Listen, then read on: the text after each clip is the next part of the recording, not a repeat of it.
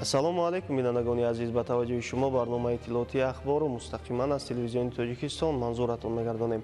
Дар студия бо шумо Умед Мирадизода. 21 декабр президенти ҷумҳурии Тоҷикистон пешвои миллат муҳтарам Эмомалӣ Раҳмон бо сафари корӣ вориди шаҳри Санкт-Петербурги Федератсияи Русия шуданд. гузориши ҳамкорони мо. 21 декабр президенти ҷумҳурии Тоҷикистон пешвои миллат муҳтарам Эмомалӣ Раҳмон бо сафари корӣ вориди шаҳри Санкт-Петербурги Федератсияи Русия шуданд. Дар фурудгоҳи Пулково президенти ҷумҳурии Тоҷикистонро намояндагони воломақоми Федератсияи Русия самимона пазироӣ карданд. зимни ин сафар сарвари давлат муҳтарам Эмомалӣ Раҳмон дар вохӯрии ғайрирасмии роҳбарони давлатҳои иштирокдори иттиҳоди давлатҳои мустақил иштирок менамоянд. 21 декабр дар толори консерваторияи давлатии Санкт-Петербург ба номи Римский-Корсаков маросими супоридани ҷоизаи байналмилалии сулҳи ба номи Лев Толстой ба роҳбарони давлатҳои Тоҷикистон, Узбекистон ва Қирғизистон баргузор гардид. дар вазъияти тантанавӣ ба президенти ҷумҳурии Тоҷикистон пешвои миллат муҳтарам Эмомалӣ Раҳмон ва ба роҳбарони давлатҳои Узбекистон ва Қирғизистон ҷоизаи байналмилалии сулҳи ба номи Лев Толстой супорида шуд. роҳбари давлат муҳтарам Эмомалӣ Раҳмон ва сарони давлатҳои ҳамсояи мо бо ин ҷоизаи фахрӣ дар соли 2025 барои саҳми бузург дар таҳкими сулҳу амният дар минтақаи Осиёи марказӣ сарфароз гардиданд. ёдовар мешавем ки 31 марти соли 2025 дар нишасти сарони Тоҷикистон, Қирғизистон ва Узбекистон дар шаҳри Хуҷанд созишномаи таърихӣ дар хусуси сарҳадҳои се давлат ва эъломияи Хуҷанд доирбадӯстии абадӣ ба имзо расида, масоили сарҳадии миёни се давлати ҳамсоя ҳалли ниҳоии худро пайдо намуданд.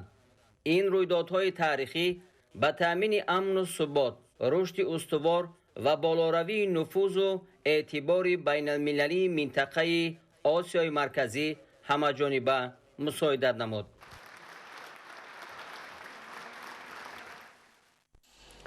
вобаста ба аҳамияти муҳим доштани соҳаи кишоварзӣ дар иқтисодиёти кишвар, президенти ҷумҳурии Тоҷикистон муҳтарам Эмомалӣ Раҳмон дар паёми солонаи худ ба Маҷлиси олӣ ҳукумати кишварро вазифадор карданд, ки бо дар назардошти нақши соҳаи пахтакорӣ дар таъмини аҳолӣ бо ҷойи кор, истеҳсоли ашёи хом барои рушди саноати сабуку хӯрокворӣ ва афзоиши ҳаҷми содироти маҳсулот механизми таъмин намудани рушди устувори соҳаи пахтакориро ҷорӣ намояд. шарҳи мавзӯъ дар пешниҳоди Гулчеҳраи Саттор.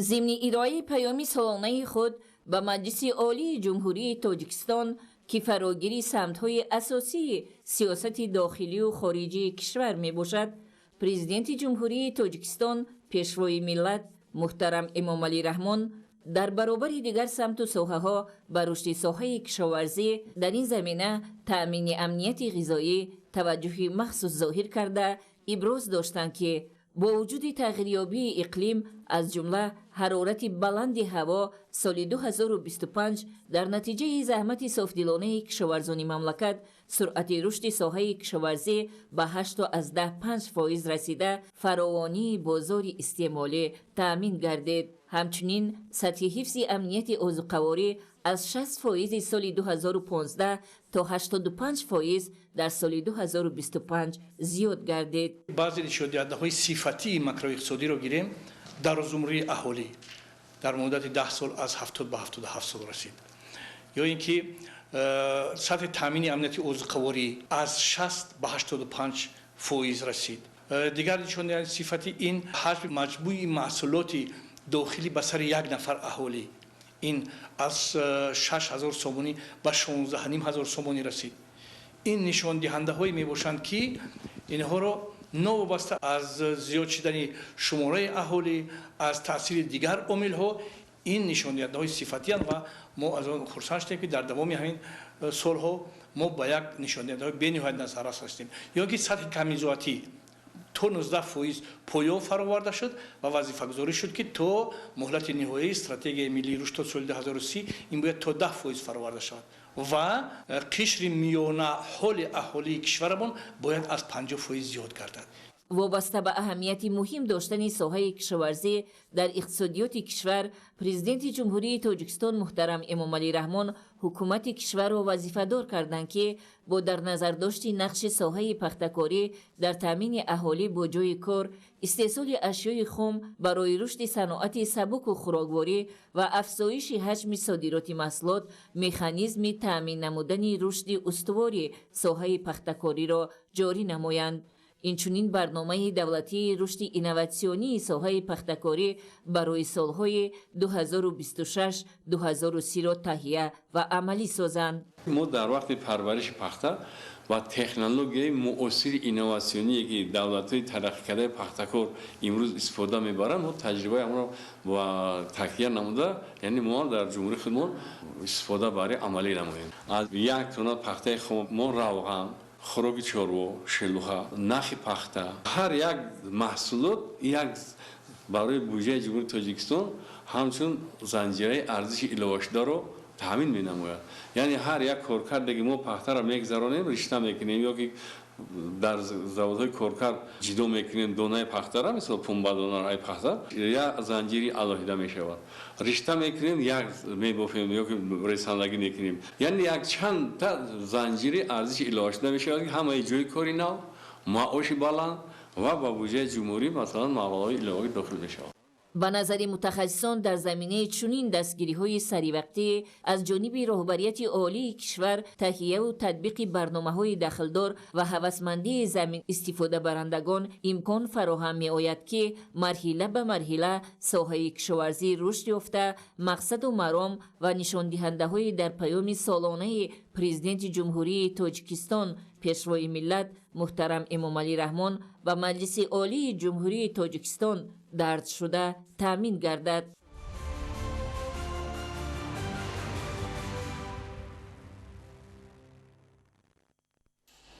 پیام پرزیدنت جمهوری تاجیکستان پیشوای ملت محترم امامعلی رحمان به مجلس عالی مملکت همساله با نتیجه‌گیری از رشد و نموی ساحه‌های اقتصادی و اجتماعی و سیاست داخلی و خارجی کشور پیشنهاد گردیده در این زمینه برای عملی شوی هدف‌های نیک و سازنده وظیفه‌های مشخص برای فعالیت من بعد معین کرده می‌شود. موضوع را مهیره طاهر از ولایت مختار کوهستان بدخشان ادامه می‌دهد. امروز مردم سربلند بوم جوان زیر تاثیرات پیام نوبتی پرزیدنت جمهوری تاجیکستان پیشوای ملت محترم امامعلی رحمان با مجلس عالی مملکت قرار داشته با الهام و روبلندی کامل آمادگی به جشن 35 سالگی استقلال دولتی جمهوری تاجیکستان دارند. در این زمینه از پیام تا پیام در ولایت زیاده از 200 انشاءات ساخته مورد بهره برداری قرار داده شده، کارهای دیگری ساختمانی و سازندگی و بنیادکاری ادامه دارند.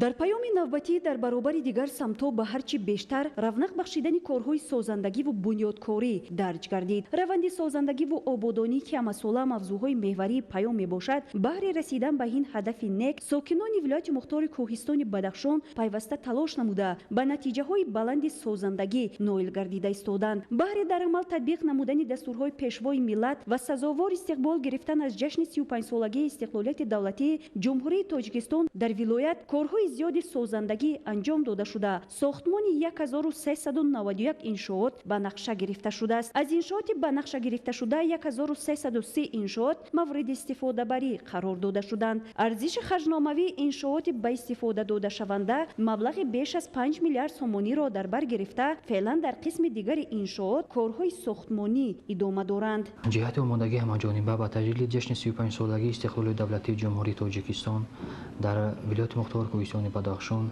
نقشه چهاربینی تهیه و تصدیق کردید که آن 1391 بند را در بر میگیرد.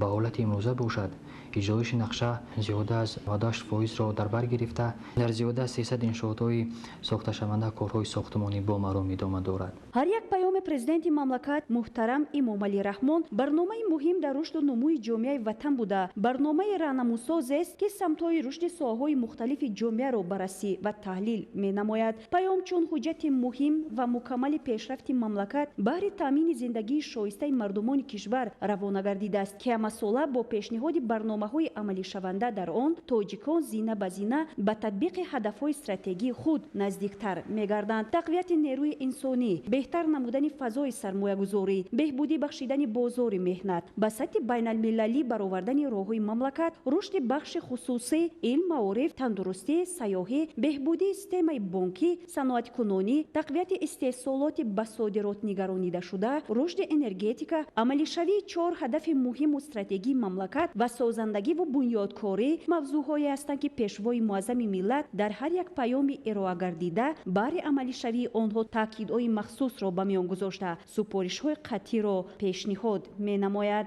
نشان دهنده‌های ماکرو اقتصادی که امروز از جانب رهبر دولت مورد آموزش و بررسی قرار داده شدند بازگوی آن میباشند که امروز کشور ما وارد مرحله صفتا نوی رشد گردیده ایستاده است و بازگوی آن میباشند که مقام بین المللی کشور ما در عرصه بین المللی باز هم بالا رفته است.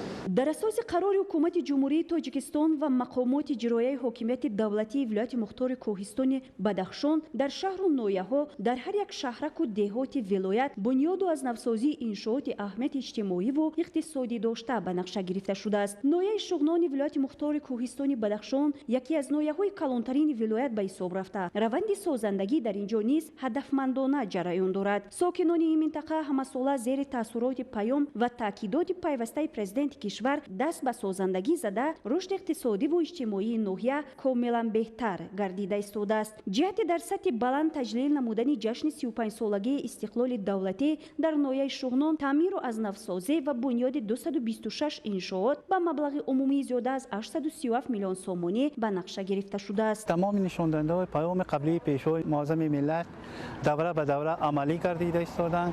رشد با ثبات مملکت من جمله نوعی شغنان تامین گردیده ایستاده است. جدید تطبیق دستور اجرای سپارش‌های پیشوای معظم ملت محترم امامعلی رحمان که در پیام پرساله از 28 دکبر سال 2024 ارائه گردیدند طبق نقشه چاله‌بینی‌ها در نوع شغنان برای کارهای آبادانی و سازندگی نقشه چاله‌بینی عبارت از 226 بند عملی گردیده ایستاده‌اند. باید گفت که هر یک پیام پیشنهاد گردیده پرزیدنت مملکت پیشوای ملت محترم امامعلی رحمان به مجلس عالی مملکت با برنامه‌های مهم خود تاجیکان را به هدف‌های نهایی پیشرفت نزدیک نموده برای انکشاف وطن شرایط سازگار معین می‌سازد. برنامه‌های پیشکش گردیده پیام در ولایت زینه به زینه سال تا سال عملی گردیده رشد اقتصادی و اجتماعی و روند سازندگی و بنیادکاری ولایت مختار کوهستان بدخشان رو به بهبودی نهاده است. مهیره طاهر، مبارکشاه رستم، ولایت مختار کوهستان بدخشان. اخبار.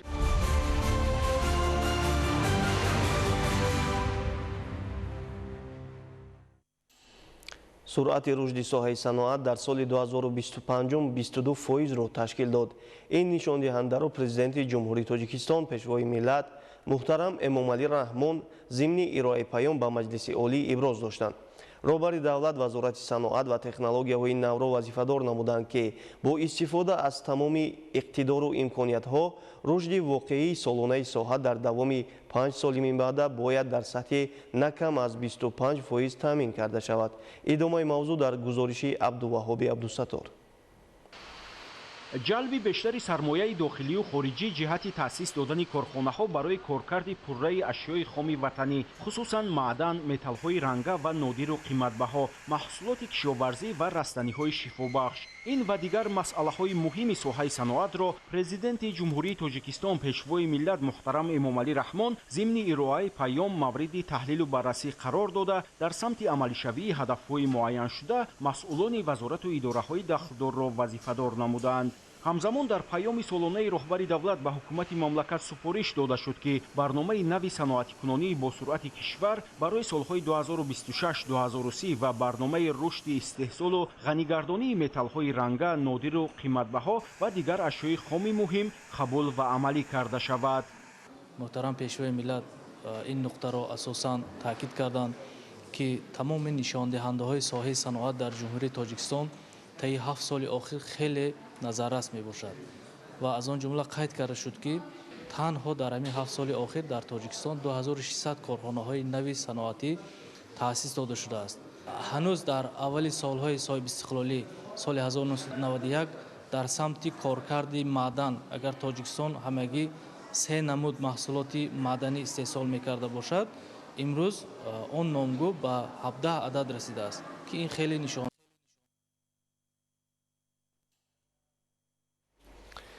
фароҳамсозии шароити арзандаи кору зиндагӣ, таъсиси ҷойҳои навикорӣ, рушди истеҳсолот ва дар маҷмӯъ баланд бардоштани сатҳи неҳукуаҳволии мардум аз ҳадафҳои асосии ҳукумати кишвар ва аз самти афзалиятнок дониста мешавад. Дар паёми навбатӣ президенти ҷумҳурии Тоҷикистон муҳтарам Эмомалӣ Раҳмон ба ин самт таваҷҷӯҳи махсус зоҳир гардида музди маоши вазифавии кормандони соҳаҳои гуногун, стипендия ва нафақапулӣ ба андозае аз 15 то 25% зиёд карда шуд. мавзӯъро Олим Носирзода шарҳ медиҳад. дар кишвар ба рушди тамоми соҳаҳо замина гузошт. Ин ба болоравии сатҳи иқтисодиёт ва ғанигардонии буҷаи мамлакат боис гардид. дар доираи имкониятҳои мавҷуда ва татбиқи ҳадафҳои ҳукумати ҷумҳурии Тоҷикистон ҳамасола музди маоши вазифавии кормандони соҳаҳои гуногун зиёд мегардад. бо дар назардошти имкониятҳои имрӯзаи иқтисодӣ ва зарурати боз ҳам беҳтар намудани сатҳи зиндагии аҳолӣ, президенти кишвар муҳтарам Эмомалӣ Раҳмон дар паёми навбатии худ ба Маҷлиси олии мамлакат супориш доданд ки аз 1 сентябри соли 2026 маоши вазифавии кормандони муассисаҳои маориф аз ҷумла муассисаҳои томактабӣ ва миёнаи умумӣ 25%, дигар муассисаҳои соҳаи маориф, илм, фарҳанг, варзиш, тандурустӣ, муассисаҳои соҳаи ҳифзи иҷтимоӣ, мақомоти ҳокимият ва идоракунии давлатӣ ва дигар муассисаҳои буҷетӣ, стипендияҳо ва музди меҳнати амалкунандаи кормандони мақомоти ҳифзи ҳуқуқ, хизматчиёни ҳарбӣ ва дигар кормандони ин мақомот 20% зиёд карда шавад. дар баробари ин бо мақсади беҳтар намудани вазъи иҷтимоии табақаҳои осебпазири аҳолӣ, нафақаҳои суғуртавӣ, меҳнатӣ ва иҷтимоӣ, инчунин иловапулӣ ба андозаи 15% зиёд карда шуд. чунин тадбирҳои созанда ва амалисозии иқдомҳои шоиста нишони таваҷҷӯҳи ғамхоранои ҳукумати кишвар нисбат ба беҳтарнамоии сатҳи некӯаҳволӣ ва таъмини зиндагии босаодати мардум мебошад. ҳамасола бо роҳандозӣ гардидани тадбирҳои муҳим аз ҳар ҷиҳат кӯшиш карда мешавад ки вазъи маишии кормандон беҳтар гардад ва хушбахтона дар паёми навбатии президенти ҷумҳурии Тоҷикистон муҳтарам Эмомалӣ Раҳмон ба масъалаи зиёдшавии музди маош таваҷҷӯҳи махсус зоҳир карда шуд ва аз 20 то 25% музди маоши тамоми кормандон зиёд карда шуд ва ин гувоҳ аз он аст ки имрӯз давлат ва ҳукумат барои сокинон ҳамеша ғамхорӣ зоҳир мекунад. аллакай тамоми сокинони кишвар ҳис карданд ва якдилона ҷонибдори онанд ки имрӯз танҳо миллатро дар якҷоягӣ ва иттиҳодӣ мо метавонем ки пеш барем ва дар сатҳи ҷаҳонӣ муаррифӣ намоем. Тоҷикистон кишвари дорои захираҳои зиёди қувваи корӣ буда, афзоиши он дар давоми 10 соли охир 2% солона, яъне беш аз 880 000 нафарро ташкил додааст. ҳар сол дар соҳаҳои гуногуни иқтисоди кишвар зиёда аз 200 000 ҷойи кории нав таъсис дода шуда, беш аз 150 000 нафар хатмкардагони муассисаҳои таҳсилоти касбӣ ба бозори меҳнат ворид мегарданд. муҳимтарин омили рушд бахшидани тамоми соҳаҳо ба фаъолият ҷалб сохтани мутахассисони лаёқатманду дорои донишу таҷрибаи мукаммали ҷавобгӯи талабот мебошад. заминаи фароҳамсозии чунин имконият нахуст аз рушди соҳаи илму маориф, дастгирии омӯзгорон ва ҷалби таваҷҷӯҳи наврасону ҷавонон ба омӯзиши донишҳои муосир мебошад.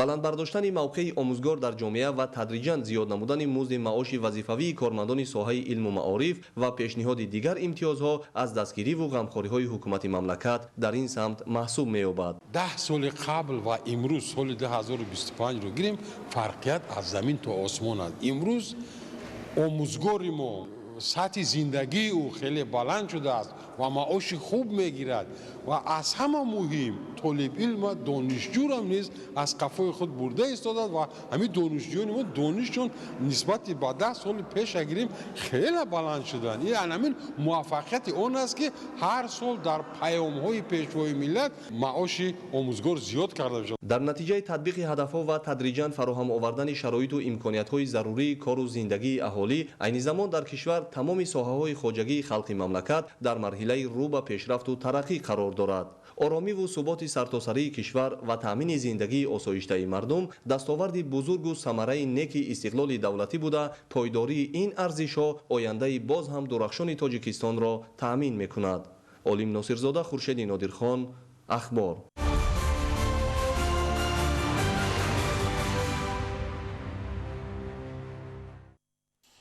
بینندگان عزیز، در همین جا برنامه اطلاعاتی اخبار به پایان میرسد. خیر، سربلند و خانه آباد بمانید.